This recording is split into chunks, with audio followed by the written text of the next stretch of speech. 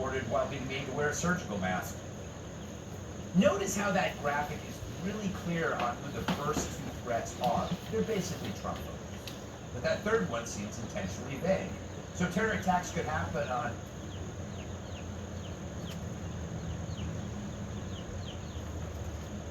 How you going, everyone? Let's have a look at women's sport. Let's do it. That's a big hit. Should at least be forearms. Oh no, Diol has caught it. No, she hasn't. Yes, she has. Bloody hell. That was brilliant. Meanwhile, over at the men's, yeah, that's an easy one. He's got it. Or has he? Kind of? Maybe. No, yes. No, oh, bugger. It's okay, fellas. Don't get defensive. We know we're good at sport too. We are. Let's check out the women's soccer/football. Crikey, this is a gutsy run by Rodriguez. Go all the way. Men don't like passing either. Or fall over. No, she has a shot. Goal! She could have just fallen over here or in a few metres instead of having a shot. It's odd to see. Yeah, at the men's, Harry Kane, he's strong. Oh yeah, he's fallen over. There was surely some heavy contact that made him fall. No, not really. This is a good position for a shot. No, he's fallen over too. He got brushed. Lightly brushed. For Sabine Schmitz, I don't know what she said, Ich freue mich hier zu sein or something nice like that. She was a hell of a driver. Let's cross over to the blokes driving. Sammy, what are you doing, man? I'm sorry, this was too much. Don't get defensive. We are good at driving. I know my gender is good at driving. What are you doing, Romaine? Stay on the road. Okay, not including this time. This was a one-off. I'm still shocked he survived this, to be honest with you. Sammy, you're licking the car. Maybe us blokes actually don't know our limits. We're naturally negligent. We don't mind putting our body on the line until blood pours out of our face. Weightlifting is 100% manly. Oh, okay, this Sheila wants to have a crack. No, don't be defensive. That's fine. It does look heavy. Oh, she's accomplished something great here. And she's not bleeding from the face. That's interesting to see. Almost responsible. You keep bleeding from the face, Ed. Get ready, here's Simone. Flippy 1, flippy 2, flippy, spinny. What? Oh. Like weightlifting isn't exclusive to men, gymnastics isn't exclusive to women. We can do flippy spinnies too. Yeah. Oh! Nailed it. Come on, be nimble. Nah. How good was Martina Hingis? I loved her when I was a teenager. I'd watch her all day. Whether she was receiving a serve, I'd watch her. Or if she was the one serving, I'd be watching. Just so many hours as a 13-year-old observing days, months, years of staring. Like, yeah, okay, so what? I had a fucking crush on her. Women watch men's sport when they're thirsty too. Sheila's bloody love fucking Rafa's ass, especially when he gives it a big old picky pick. Italian women's pole vault has a massive YouTube audience these days. Shit, I'm bloody sexualising athletes, aren't I? I didn't want to do that in this video. Oi, no, I didn't. Cut to women's surfing. Bethany Hamilton at Jaws, smashing it. Female participation in surfing has a really interesting history. No, fair dinkum. Check out the documentary, Girls Can't Surf. It's a cracker. I kind of feel like Australian football is doing the same thing to women that surfing did to women.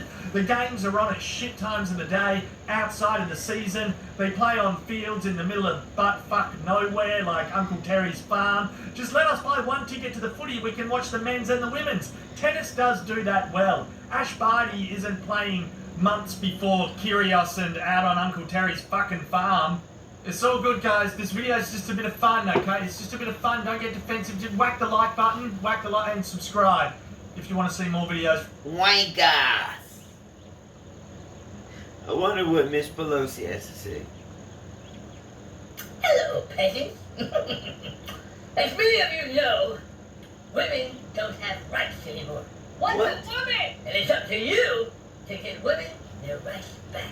What's a woman? You know, the most important thing that any of you can do today is to help get women their rights back. I still don't know what a woman The only is. way that's gonna happen is for you peasants out there to send me money. I don't have any money. I send myself money, but unfortunately I'm down to my last $130 million. I don't even have lint in my pocket. I'm struggling, okay? I know a lot of you out there don't even know what it's like to struggle, but I do. I haven't eaten for 4 days. But we're not here to talk about my struggle. We're here to talk about getting women's rights back. What's a woman? And the only way that's gonna happen is if you send me me money. I don't have any money. I send myself money, but like I said, I'm really scraping by with the $130 million that I have. I've been dehydrated for 4 days. But I don't need my money. No, I need your money. I can't even afford a gallon of gas. Yeah, I know gas prices are high, food is expensive, and you probably don't even have a job right now. I'm unemployed and homeless. But if you want to make a difference, you want to get women their rights back, to do the right thing, send me your money today. What's a woman? Good night, President! I got a little message for you companies out there running gas stations. Stop it! Stop it right now! Bring down the price you're charging at the pump. Do it now! That's an order. Enough with this malarkey. Woo!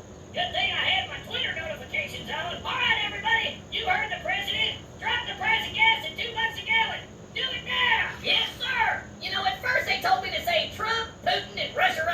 Now they're telling me to blame the gas companies. And I can't believe I gotta say this, but unlike the last president, I'm not gonna do my job. I'm not gonna take responsibility for anything. And I'm sure as hell gonna blame others. This job isn't about you, it's about me. And people respect me for that. I campaigned on shut down the oil industry. And that's why I got 81 million votes. Because the people believe in me. Like I said all along, I'm gonna end the subsidies for fossil fuel corporations. I'm gonna ban new drilling on federal land. I mean, you're gonna buy an electric car whether you like it or not. You know, shutting down the Keystone Pipeline was just the beginning. This is what you voted for, America. You're welcome. So the next time you're at the pump, you're not happy with the price, you tell that cashier that your president said, bring that price down. Do it now. Yes, sir. Do you swear to read the script, the whole script, and nothing but the script, to help you money? I do. And action. Mrs. Hutchinson, can you read the script and explain to the court what happened next? Well, Donald Trump was angry because he lost. And then all of a sudden he yelled out, "Go, go, gadget arms." And that's when he stole the limousine. Then what happened? Oh, there was ketchup everywhere. What? He turned into like some gangster, and then he started acting all tough, and he started choking everybody, and then he started breakdancing. Then what happened? Well, I heard it from a friend, who heard it from a friend, who heard it from a friend, who said that my next door neighbor's cousin's sister's boyfriend's 9th grade substitute teacher said a guy he met in the store once had a dog that got walked by a man who said that he thought he saw Trump snorting bleach that day. That story sounds absolutely true. What else? He just kept talking like a gangster. Do you remember what he said? He said... I'm gonna make these Democrats an offer that they can't refuse. You know what I'm talking about? You Democrats want to play rough? Okay. Say hello to my MAGA friend. A Republican's always right, even when they're wrong. All I got in this world is my MAGA and my word. And I don't break them for no one. The Democrats want to mess with me? I'm gonna mess with Democrats. Someday, and that day is today, January 6th, I'll call upon you to do a service for me. Mrs. Hutchinson, is everything you've read from the script completely true? Yes, it is. No more questions! Excuse me! Would you like to donate a few bucks for the future of the liberal world order? Hell no. Alright, so here's the deal. If you guys don't chip in for the future of the liberal world order, I'm just going to continue to raise gas prices, even though I have no control over that. Wait. And you need to buy an electric car. Electric cars smell better than cow farts. And electric cars are going to replace fuel by storing electricity from things like coal, uranium, natural gas, and diesel fuel generators. It's a no-brainer. Alright, people, listen up. You need to buy an electric car so you can stop complaining about gas being so expensive. I mean, at this point, it's not my fault. It's yours. And Putin's. A lot of you peasants out there complaining about gas prices obviously forgot how bad things actually were back in 2020. Let me refresh your memory. Back in 2020, gas was only $1.93 a gallon. No wonder America's broke. In 2020, there was like zero inflation. That's not how you grow a country. In 2020, the supply chain was functioning well and the economy was stronger than it's ever been. How is that good? In 2020, the border was secure, almost everybody had a job, and interest rates were extremely low. But since I've been in office, y'all don't have to worry about that no more. You're welcome. In 2020, the stock market was at an all-time high. Let me explain something to you peasants, okay? The stock market only works for me. In like record-breaking value. I'm like an eco-novelist, and giving workers back the money they earned is not helping anyone, okay? Your choice, peasants. Either donate to the new liberal world order, or just keep raising gas prices. Yeah, because I'm not donating my salary. I'm donating yours. Guys, it's like totally simple, okay? Buy an electric car. That's an order! A new world liberal order. Alright, here's the deal. I built nothing back. And nothing is better. And that's what I call progress. Life comes at you pretty fast. That's why we take your money.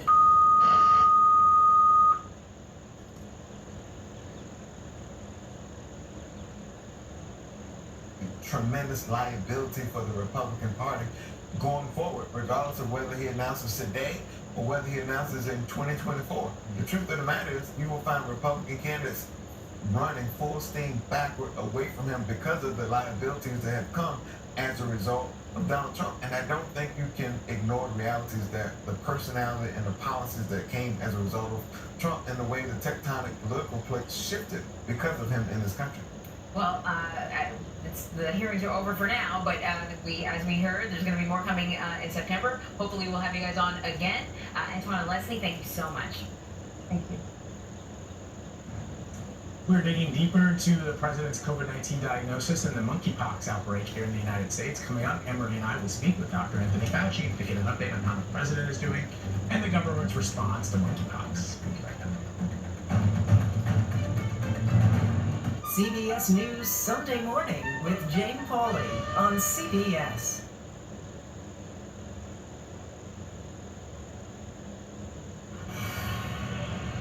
Ready? A generation of kids opens up on CBS Reports. I just want to be like a regular kid.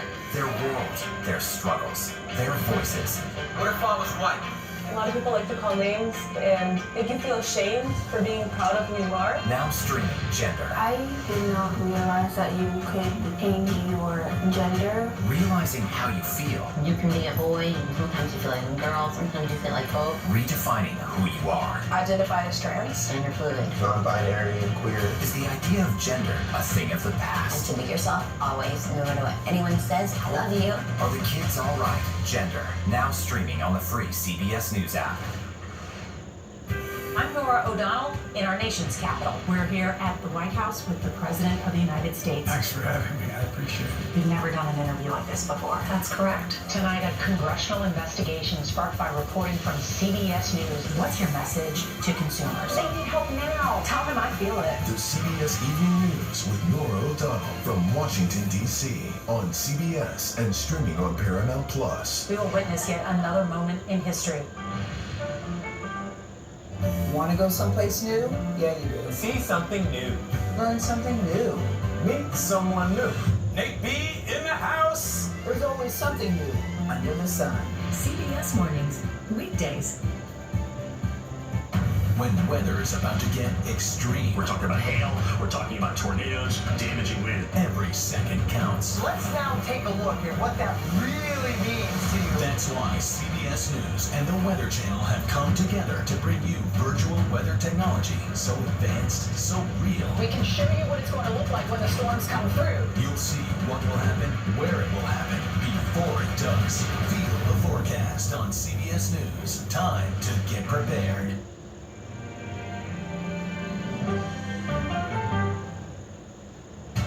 People from every corner of America facing challenges. Everyone is just looking for some type of connection. Just raise your hand and say, hey, I'd like to help. Coming together to find solutions. We are going to do something about it. Their stories are our stories. Welcome to Eye on America. Stream now on the free CBS News app.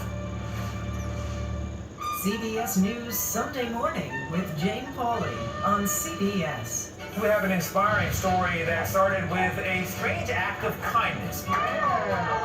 We found it. You're kidding me? We share stories that lift you up and brighten your day. The Uplift. Stream on the free CBS News app. Stories that inform, inspire, and brighten your day. I've been waiting patiently. Hey!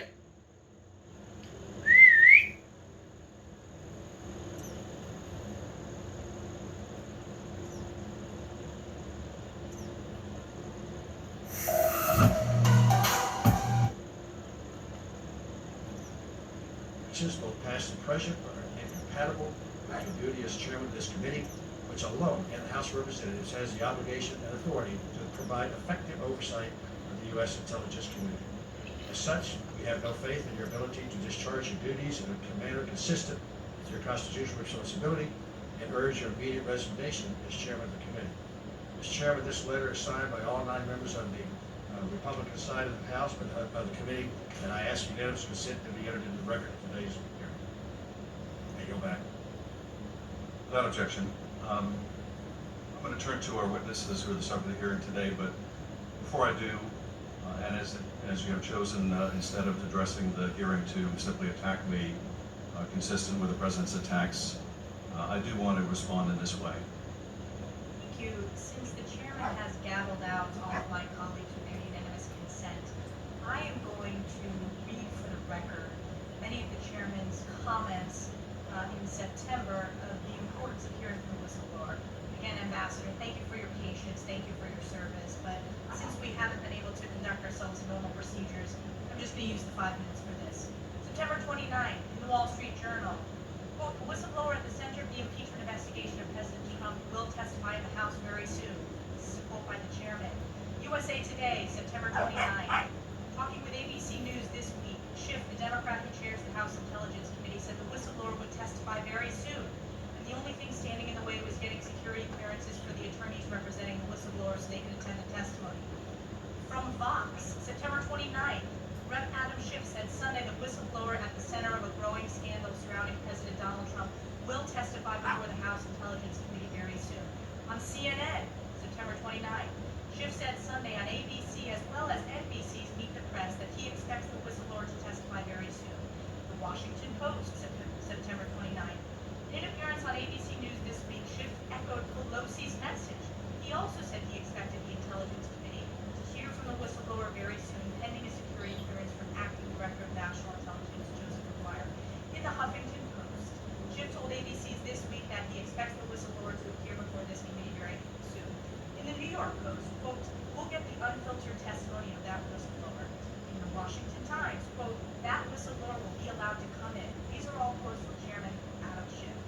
In Talking Points memo, the question was posed, actually this was by George Stephanopoulos, have you reached an agreement yet with the whistleblower and his or her attorneys about coming before the committee, providing the information firsthand? Quote, yes we have, Schiff responded, and as DNI McGuire promised during the hearing, that whistleblower will be allowed to come in without a reminder from the Justice Department or from the White House to tell the whistleblower what they can and cannot say. We'll get the unfiltered testimony of that whistleblower. Daily Kos, we're ready to hear from the whistleblower as soon as that is done, and we'll keep obviously riding shotgun to make sure that the acting director doesn't delay in that clearance process. CNBC, we'll get the unfiltered testimony of that whistleblower. In Market Watch, House Intelligence Committee Chairman Adam Schiff said Sunday that an agreement has been reached under which the whistleblower will testify before the committee very soon. I can keep going, but again, the chairman refused to allow us to put these into the record with unanimous consent. So I've read those out, and as we know, it is important to protect whistleblowers from retaliation and from firing. And we want to make sure whistleblowers are able to come forward. But in this case, the fact that we are getting criticized by Chairman Adam Schiff for statements that he himself made early on in this process shows the duplicity and just the abuse of power that we are continuing to see. With a minute 54 seconds left, I'll yield to my colleague, Mr. Jordan. Royce, you good. Strike the last word. The gentleman is recognized. As a gentlelady, the other side of the aisle knows, I too live in Texas. Raised my son, daughter to respect firearms. We shoot them frequently on our property. We shoot semi-automatic weapons on my property. Teach my children how to use them safely. I teach them what they're used for, why we have the ability to have firearms. And yes, we use it for hunting. My son shot his first deer. Gentlemen, you have a question? Briefly. Yeah, very question. What do you use semi-automatic weapons for?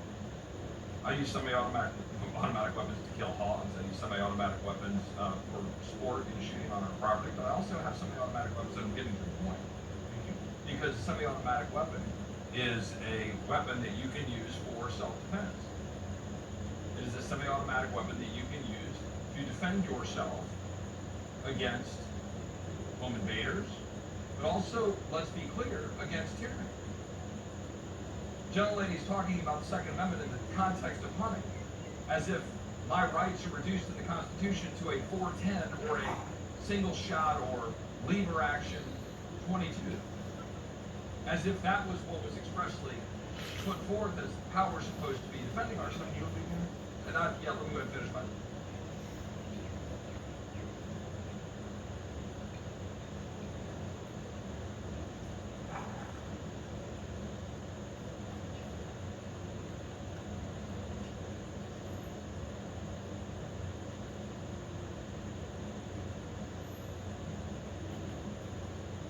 Starting off this countdown, we have the warning. This individual actually received a signal from his parallel universe self, and had he not, he might have actually died. So the narrator, who wants to remain anonymous, let's call him Robbie, was out walking one day when he saw a version of himself across the street. At first, he thought he was just seeing things, but surely, right across the street was himself, just staring at him. He was dressed in identical clothing and everything. Robbie stopped and stared at him when all of a sudden his twin yelled out, "Run!" At that moment, a car came hurtling towards Robbie's twin. He saw himself get hit by the car, so he turned and he ran. And it's a good thing that he did, because seconds later, that same car came hurtling towards him. He looked back and Robbie in the car that hit him was gone, but there was a real accident that occurred right in front of his eyes. Had he not run, he would have been hit and killed. So he believes that his parallel universe self saved himself from dying. In our 9th spot today, we have the reverse signals. In 2016 and in 2018, scientists in Antarctica discovered radio pulses being emitted from the ground. The radio pulses detected high-energy neutrinos and were discovered by the Antarctic Impulsive Transient Antenna, otherwise known as ANITA. But here's the weird thing. The signals were coming up out of the Earth and heading towards the sky. Since the signals were coming up from the Earth instead of down from space, people believe that they may be traveling back in time and therefore from a parallel universe. For this universe, the Big Bang represents the end and not the beginning. Coming in at number 8, we have Euronymous. This story really freaking gives me the creeps. Basically, a Norwegian black metal fan believes that he's stuck in the wrong universe. So the story was posted by I Love Transylvania on Reddit. They asked for help and advice. It all started when he woke up and found out that his favorite musician, Euronymous, had died. But not recently. He died in 1993. Immediately, he thought that this was some kind of joke because just recently, he had seen him in concert. The year he saw him was 2013, which is 20 years after his death, which is physically impossible. Not only that, but in the early 2000s, he bumped into him in a shop and even bought a record from him there. Not only that, but he can't seem to get in contact with any of his friends. He tries calling and texting, but their numbers are all out of service. So this guy either thinks he's going insane, or he somehow got transported to another universe, our current one, in which Euronymous passed away in 1993. In our 7th spot today, we have the Man from Torrid. Now, this might be a perfect example of some accidental dimension jumping. Now, you might be sick of hearing me talk about this story, but it literally blows my mind. It's Pandora! So I'm sharing Stop! it again. For those of you who Good don't boy, know, Trumpet. Good girl, Rocksteady. Good girl. In Tokyo, Japan. When he was questioned at customs, he said he was from a place called Torrid. However, as we know, Torrid is not a real place. So immediately the officers were like, red flag, detain him. Later he was placed in a hotel and was monitored by 2 guards. In the hotel, his room was placed high up and there was only one entry and exit point. Yet he still managed to escape. How he managed to escape is physically impossible. So, some people think that Torrid is a real place, but it's located in a different universe. And this man somehow passed through a parallel dimension and ended up at the airport. Others think that it's all just a made-up legend. If so, then why did the story get international news and wind up in the papers? I don't know, it's up to you. You believe whatever, but I think it's freaking creepy. Coming in at number 6, we have the parallel drivers. You're about to notice a trend here. A number of parallel universe stories feature cars and car accidents. It's quite weird. Like this one. So this next guy was visiting his grandparents when he was almost hit by a car. So he was in a car park when a car nearly hit him and another car. As the car passed him, he got a look at the passengers. And that's when he knew that something was very off. In the car, there were 3 passengers, a woman, her daughter, and a male driver. What was weird is that they were all staring, looking forward, with no emotion on their face whatsoever. It looked as if they were all just zoned out or in another world, maybe quite literally. As the car continued driving by, he realized that it was his family's car. Freaking out, thinking that their car had been stolen, he ran to his family, only to find the car parked in the grandparents' driveway. Now, I don't have an explanation for this one. I really don't. But it seems like the people in that car were from another dimension and were unaware that they were appearing elsewhere. It seems like the 2 universes might have merged for that second. We're now at our 5th and halfway mark with deja vu. After all this time, scientists don't have a clear explanation for deja vu. They believe that everyday deja vu experiences might be linked to the memories in our temporal area, but they have yet to prove this or come up with any other explanations. Others believe that deja vu occurs when different universes are in sync for a short period of time. For example, maybe in one universe you picked up a bottle of wine to pour yourself a glass, but maybe a different version of yourself in another universe picked up a beer. This happened at the same time, so you're in sync for that moment. And that's when you get that feeling, like, didn't I just do this? It's because your other self did something similar. Coming in at number 4, we have precognitive dreams. Precognitive dreams are dreams that can predict the future, or they can provide you with information that you wouldn't have otherwise known. There are a number of people that have had this happen to them, including myself. I've had dreams and then the next day it's come true, and there's no possible way for me to have known that this was going to happen. In fact, we have a whole series on dreams that have predicted the future, so if you want, check that out as well. Anyways, one theory is that these dreams are signals from your other self in a different universe. Maybe something is about to happen in your life and has already happened in their life. Or they're sending you a signal in your sleep to warn you about upcoming dangers. Moving on to number 3, we have the change of route. A couple of years ago, the next narrator was walking to work one day when they all of a sudden had an urge to take a different path. Every day they took the same route, but today they decided to go down a different way. So they turned and went down an alley. Now, I mean, any normal person would be like, no, don't go down that creepy dark alley, you're gonna get mugged or killed. But something was telling this guy that he needed to go down that way. So he did. And that's when he zoned out. He said that his mind went scrambled. He also said, and I quote, "I felt like I didn't have a body anymore, just that I was a semi-conscious entity floating through some weird dimension. All of a sudden, in the array of different colors and shapes, a vision came to me. It was a bunch of strange-looking people that in my mind resembled businessmen in suits. They looked startled and panicked that I could see them. One of the people made a quick movement and everything turned black. Then when he snapped out of this, he found himself on a completely different street, back on his way to work." I don't have an explanation for this. Honestly, it seems like for a split second he was looking into another universe or something though. In our second spot, we have the close call. Several years ago, this guy worked at Little Caesars Pizza. He worked as one of those sign spinners, you know, to get people into the store. One day, while sign spinning, he saw a van heading straight at him. It drove over the curb and hit him directly. He felt it crush him against the street post. Then everything turned black. All of a sudden, he gasped and he was awake and still alive. He's still in the corner and he's still holding his sign. No car was there, he was alive. Since he was shaken from the experience, he decided to go inside the store for his break. As he walked away, he heard a loud crash. As he turned around, he saw the same van crash into the street post where he had been standing. So maybe in another universe, he died from that car crash.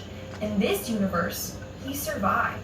And in our number 1 spot today, we have the portal. There's a cabin in the Marcahuasi Stone Forest in Peru that apparently is a ticket to another dimension. This story was told by a woman who one day was out camping in the forest with her friends. That's when they heard music coming from another area in the forest, so they decided to follow the sound and check it out. Then they came across a small stone cabin. It was illuminated by torches. What was weird is that they could see in through the windows, and the people inside were wearing 17th century fashion. The women, being curious, decided to go check it out. In fact, one of the friends was a little too curious, and she tried entering the cabin. She stepped foot inside when her friend pulled her away. Instantly, half of her body became paralyzed. It was the half that entered the cabin. To this day, she still remains paralyzed on that side of her body. So it's believed that this cabin would have taken them to another dimension. Since half of her body entered another dimension and then was yanked out, it threw off her nervous system, resulting in her partial paralysis. Starting off this countdown, we have the new reality. There are a number of real people out there that have gone to bed and woke up in a completely different universe or reality. One where things are the same, but slightly different. Now, if you have seen our other videos, we have talked in depth about some of these stories, like the woman named Lorena Garcia. One day she woke up with a completely different job, was with the same company, just a different position, and she had a completely different boyfriend. Her former boyfriend just disappeared without a trace. And now she's stuck in this timeline versus her old one. Then you have a man that woke up and all of a sudden he was a fisherman. He spent the day living a different life, and the next day he was back to his old self. Now, no one knows what causes this to happen, but it personally terrifies me. What if I accidentally universe jump to a place where I'm unhappy, or my life is just completely different? Plus, no one would believe me, you know? They would label me as crazy. In our 9th spot today, we have the Mandela Effect. The Mandela Effect is a huge signal from a parallel universe. For those of you who don't know, it is named after Nelson Mandela. This is because people remember him dying in prison in the 80s, when, in this reality, he didn't pass away until 2013. Now, what's weird is I personally was taught in school that he died in prison in the 80s. We even had a school assembly on him, and they taught us that. So theory goes that in one universe, Nelson Mandela did actually pass away in the 80s, and in another universe, he passed away in 2013. Somehow, the universes ended up overlapping or merging somehow, which is why some people remember him dying in the 80s and others in the 2000s. Now, there's a number of other examples. Like, okay, here's a good one. Do you all remember in Star Wars, Darth Vader saying, "Luke, I am your father"? I do. No, he never actually said that. He says, "No, I am your father," not even Luke. Also, you got the whole Berenstain Bears versus the Berenstein Bears. My whole life, it was the Steen Bears, not the Stain Bears. But, you know, whatever. Check out our other videos on Mandela Effects if you want to learn more. It's actually wild. Moving on to number 8, we have the Green Children of Woolpit. Now, this story has always left me unsettled. There's no explanation.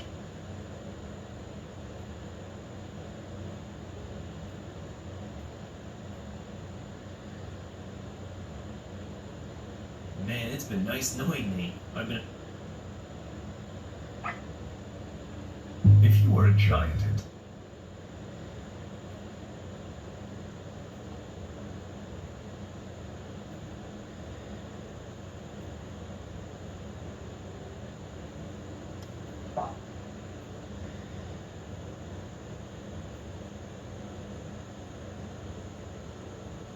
You'd think that vehicles collide.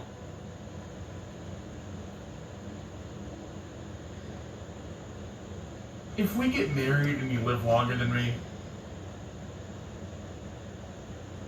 Amy Schumer places first.